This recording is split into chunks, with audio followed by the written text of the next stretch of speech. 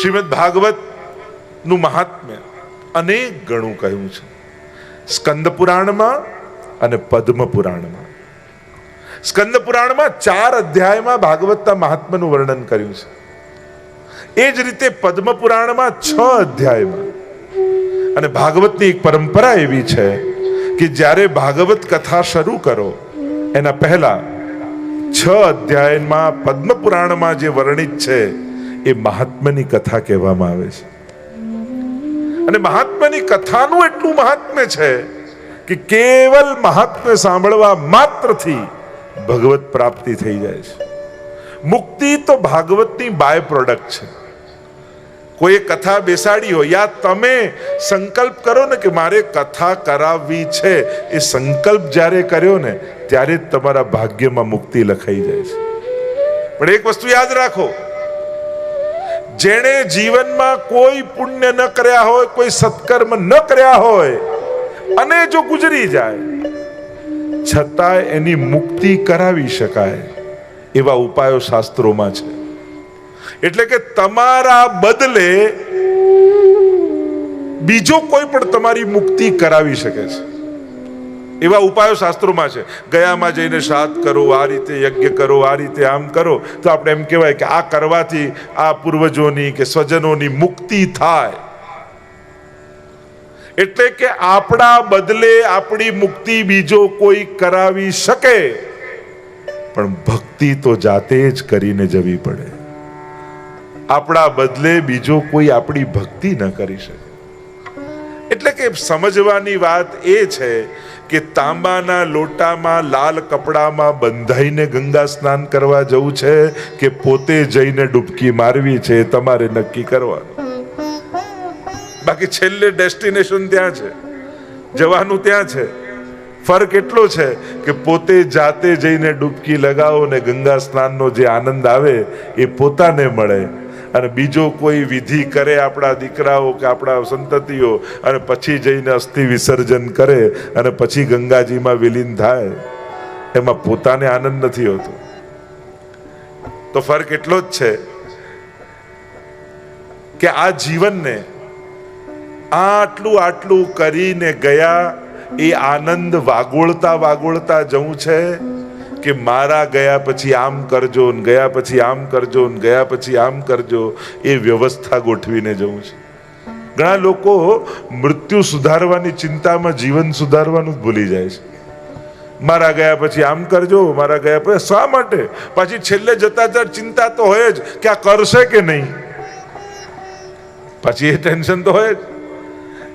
એટલે એવી ચિંતા કરીને જવું એના કરતા આ બધું કરીને માણીને ગયા એ વાગોળતા વાગોળતા ન જઈ. આપણા પુણ્યોને બહુ ભવિષ્યના પ્લાનિંગમાં ન મૂકો, એને બને એટલા જલ્દી કરી તમારા સંસ્મરણોમાં ભેગા કરી લો. કારણ કે જ્યારે શરીર નહીં ચાલે ને ત્યારે ભેગા કરેલા સંસ્મરણો જીવનના સહારા બનવાના છે. નહીં તો બેઠા બેઠા એકલા વિચારશો શું? ઘણા લોકો કહે બેઠા બેઠા ખોટા જ વિચાર, તો ખોટા જ આવે ને, સારું કર તો કંઈક સારા આવે. કંઈક સારા સંસ્મરણો ભેગા કર્યા હોય તો કંઈક સારું આગોળવાનું રહે. શ્રીમદ ભાગવત એવી દિવ્ય કથા છે, એ ગમે તેવો પાપી કેમ ન હોય પણ એની પણ મુક્તિ સહજમાં કરાવી શકે છે. એવું સામર્થ્ય શ્રીમદ ભાગવતની આ દિવ્ય કથામાં છે.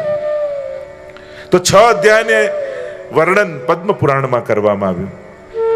6 અધ્યાય એટલા માટે કારણ કે ભગવાનની કથા છે, અને ભગવાન કહેવાય કોને? જે ભગને ધારણ કરે એ ભગવાન. જેની પાસે ધન હોય ધનવાન, તો જેની પાસે ભગ હોય એ ભગવાન. તો ભગ કોને કહેવાય? તો કે ભગવાનના 6 ગુણ છે ને, ઐશ્વર્ય, વીર્ય, યશ, શ્રી, જ્ઞાન અને વૈરાગ્ય. આ 6 ગુણને કહેવાય ભગ. અને આ ભગને જેને ધારણ કર્યા એને કહેવાય ભગવાન. તો આ ભગવાનની ગાથા છે, એટલા માટે પદ્મ પુરાણમાં 6 અધ્યાયમાં ભગવાનના ભાગવતનું મહાત્મ્ય વર્ણન કરવામાં આવ્યું. આવો પ્રવેશ કરીએ, સીધા મહાત્મ્યની કથા તરફ પ્રવેશ કરીએ. મહાત્મા એટલા માટે કે જેને તમે સાંભળવા જઈ રહ્યા છો, જેની કથા સાંભળવા જઈ રહ્યા છો, એનું જો મહાત્મ્ય જ્ઞાન નહીં હોય ને, તો જીવનની કોઈ પણ નાની મોટી ઘટનાઓ તમને એનામાં અવિશ્વાસ પેદા કરી દેશે. તમે તમારા ઈષ્ટને સર્વસમર્થ નહીં જાણો તો નાની મોટી ઘટનાઓ, ઘણી વાર લોકો અમારા જીવનમાં આવું બન્યું, અમારી તો શ્રદ્ધા જ ઉડી ગઈ. તો આ ઉડી જાય ને એને શ્રદ્ધા કહેવાય બી નહીં. તારી શ્રદ્ધા ગઈ નથી, તને શ્રદ્ધા હતી જ નહીં, તને તો શ્રદ્ધાનો વહેમ હતો. તમે જો કોઈ ઘડો ખરીદવા જાઓ માટીનો, અને માટીનો ઘડો ખરીદવા જાઓ તો કુંભારના માથે ટકોરા મારો કે ઘડાના માથે મારો? બાજુમાં કુંભાર બેઠો હોય અને તમે એના માથે ટકોરા મારો કે ઘડો કેવો છે ચેક કરું? ઘડાના માથે હોય. આપણા બધાની તકલીફ શું છે? તો જો તું સાચો હોય તો આમ કર, ભગવાનને આમ ચેલેન્જ કરીએ, જો તું ખરો હોય ને સાચો હોય તો એમ ઘટનાઓ ઘટે આપણા જીવનમાં અને ટકોરા પ્રભુના માથે મારી. જો તું સાચો હોય તો સાચો જ છે. તારી અપેક્ષાઓ ખોટી છે, તારી આશાઓ ખોટી છે, તારી જીદ ખોટી છે. ઘટનાઓ આપણા હાથમાં નથી, પણ અર્થઘટનો તો આપણા હાથમાં છે ને. ક્યારે શું બનશે એ આપણા હાથમાં નથી હોતું, પણ જે બન્યું એ મારા સારા માટે બન્યું છે એ વિચાર તો આપણા હાથમાં છે. ઘટનાઓ આપણે રોકી શકતા નથી, પણ અર્થઘટનો ચોક્કસ આપણે કરી શકતા હોઈએ છીએ. અને જે જીવનમાં બનતી ઘટનાઓના સારા અર્થઘટનો કરતા શીખી જાય છે ને, એ સાધનોના અભાવમાં પણ સુખી રહેતા શીખી જાય છે. ઘણાને એમ થાય કે ઈચ્છિત સાધનો ને સંજોગો મળે તો જ સુખી થઈ શકાય. અરે ના, સારી સમજ પણ નબળા સંજોગોમાં પણ સુખી થતા આપણને શીખવાડી શકે છે. એટલે સારી સમજથી સુખી થતા આવડત પાડો, આદત પાડો. સાધનો અને સંજોગો મળે તો જ સુખી થાઉં એ જીદ છોડી સારી સમજથી સુખી થાઉં એનો પ્રયાસ કરો.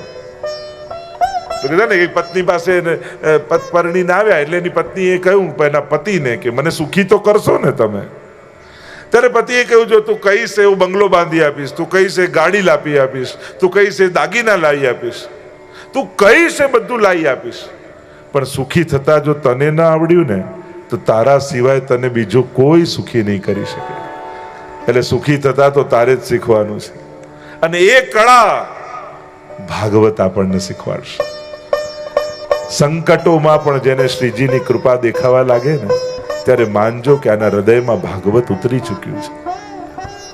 સાધારણ રૂપે સંકટો દેખાય આપણને, પણ એમાં પણ ક્યાંક વીજળી રૂપે ઠાકોરજીની કૃપાનો ચમકારો જેને દેખાઈ જાય ને કે આમાં પણ પ્રભુની કોઈ કૃપા છુપાયેલી હતી, ત્યારે માનવું કે ભાગવત અમારા જીવનમાં ઉતર્યું છે. આ ભાગવત કેવલ સાંભળવા માટે નથી, આ ભાગવત તો પાન કરવા માટે છે. સાંભળવું એ તો કેવલ કર્ણનો વિષય છે, ભાગવતને તો રોમ રોમથી પાન કરવાનું હોય. પીબત ભાગવતમ રસમાલયમ, ભાગવતમાં તો કહ્યું આને પીઓ, વારંવાર આનું પાન કરો. અંગે જેને ભાગવત પી લીધું છે, અંગે અમૃત પીનારો અમર બની જાય છે. ભાગવત પીનારો એ તો ભગવત બની જાય છે, ભગવદીય બની જાય છે. ભાગવતનો એક અર્થ ભક્ત પણ થાય. ભાગવતમાં ભક્તોની કથા છે.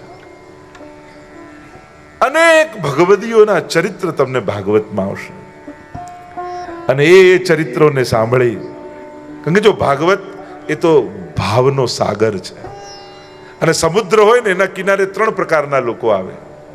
એક એવા આવે જે માટીને લેવા માટે આવ્યા હોય, એક એવા આવે જે કિનારે પડેલા છીપલાઓને વીણવા આવે, અને એક એવા આવે જે અંદર કૂદકો લગાવીને ડૂબકી લગાવે અને સમુદ્રમાં પડેલા રત્નોને લઈને પાછા જાય. આ ત્રણ પ્રકારના લોકો આવે. એમ ભાગવતના પણ ત્રણ પ્રકારના શ્રોતાઓ છે, આદિ ભૌતિક, આધ્યાત્મિક અને આદિ દૈવિક. જે કેવલ વ્યવહાર સાચવવા જ આવ્યા હોય ને એ રેતી લઈને આવનારા છે. આમણે કથા બેસાડી છે, નહીં જઈએ તો ખોટું લાગશે. જો કેવલ વ્યવહાર સાચવવા આવો, અરે એના માટે પણ ભાગવતમાં આવ્યા ને. જો ભેગા તો ઘણા કારણોથી થઈ શકાય, પણ ભગવાન માટે ભેગા થવું ને એ પણ સૌભાગ્યની વાત છે. આજે આ જ શહેરમાં કેટલા લોકો કેટલા કારણોથી ભેગા થયા હશે, પણ આટલા લોકો જે અહીંયા બેઠા છે, આપણે બધા ભગવાન માટે ભેગા થયા છે. એ આપણા ઉપર ઠાકોરજીની કૃપાનું પ્રમાણ છે. આપણા ભેગા થવાના કેન્દ્રમાં ભગવાનની કથા છે. એ બહુ મોટું કારણ છે કૃપા. તો એ રેતી લેનારા જે કેવલ મુક્તિ માટે કથા સાંભળવા આવે કે મારી મુક્તિ થઈ જાય, એ છીપલા લઈ જનારા છે. પણ જે ભાગવતના ભાવ સાગરમાં અંદર ઉતરી ભક્તોના ચરિત્રોમાં રહેલા એ ભાવરૂપી રત્નોને જે લઈ જાય, એ આધિદૈવિક શ્રોતા છે, જે ભાવનું ગ્રહણ કરનારો છે. ભાગવત એ ભાવનો ગ્રંથ છે. હું તો એમ પણ કથા શરૂ થતી હોય ને ત્યારે પહેલા જ દિવસે બધાને કહું, આજે જ બધા પોતપોતાની સેલ્ફી પાડી લેજો. કારણ કે 7મા દિવસે આ જ ચહેરો જુદો હશે, આ જ આંખો જુદી હશે, આ જ ભાવ જુદા હશે, જે તમે પોતે અનુભવ કરશો. ભાગવત એ નવસર્જન આપણી અંદર કરે છે. પોતાનાથી આપણને પરિચય આપણો કરાવે છે. કારણ કે અત્યારે આપણી ઓળખાણ કોઈ ને કોઈ લૌકિક રૂપે. તમને કોઈ પૂછે તમે કોણ, તમે ક્યાંક ધંધા રૂપે પોતાની ઓળખાણ આપો, ક્યાંક કોઈના કુળ અને કુટુંબ રૂપે પોતાની ઓળખાણ આપો. પણ ભાગવત તમને તમારી વૈષ્ણવતાની ઓળખાણ આપે છે. તમારી ભીતર રહેલા વૈષ્ણવ સાથે તમારો પરિચય કરાવે છે. તમારા ગયા પછી લોકો તમને કઈ બાબતે યાદ કરશે. ઘણી વાર કોઈ જતું હોય, ગુજરી જાય, તો કોઈ ધંધા માટે યાદ કરે, કોઈ સ્વજન માટે યાદ કરે, કોઈ વ્યવહાર માટે યાદ કરે, કોઈ ક્રોધ માટે યાદ કરે, કોઈ દુશ્મનાવટ સાથે. કેટલા પ્રકારથી એક વ્યક્તિ જતો હોય છે અને યાદ કરાતો હોય છે. જો વ્યક્તિ તરીકે જન્મ થયો છે, પણ મૃત્યુ તો એક વૈષ્ણવ તરીકેનું જ હોવું જોઈએ. કે છેલ્લી ઘડીએ શ્રીજીને યાદ કરતા કરતા એનો હસ્તમેળાપ પ્રભુ સાથે આપણો થઈ જાય, એ જ આપણા જીવનનું પરમ ફળ કહી શકાય. તમે જીવનના ઘણા લક્ષ્યો બનાવ્યા છે, આ મારું એમ છે, આ મારા લાઈફનું ગોલ છે. પણ જ્યારે આપણા જીવનનો ગોલ ભગવાન બની જાય છે ને, તો સંસારની સફળતાઓ તો રસ્તામાં જ પડેલી મળતી હોય છે. તમે જ્યારે ઉત્તમ લક્ષ્ય બનાવો છો ને, ભગવાન જે લક્ષ્ય બનાવી લે ને પોતાના જીવનનું, એને સંસારના સુખો તો સહજમાં મળી જતા હોય છે. જેમ અહીંયાથી મુંબઈ જાઓ તો સુરત તો રસ્તામાં જ આવી જાય, એના માટે સ્પેશિયલ જવું ન પડે. એમ જેણે ભગવાનના અલૌકિક સુખની કામના રાખી છે ને, એને સંસારના સુખો તો સહજ રસ્તામાં મળી જતા હોય છે. એને જુદા મેળવવા માટેના પુરુષાર્થ કરવા જ નથી પડતા. કારણ કે ભગવાન એટલે પરમાનંદ, અને પરમ આનંદને પામવાનો જેણે પ્રયાસ કર્યો છે, એને સુખ તો સહજમાં મળે છે. તો આવો એ ભગવાનને ઓળખવા માટે એના મહાત્મ્યની કથાનું દર્શન કરીએ.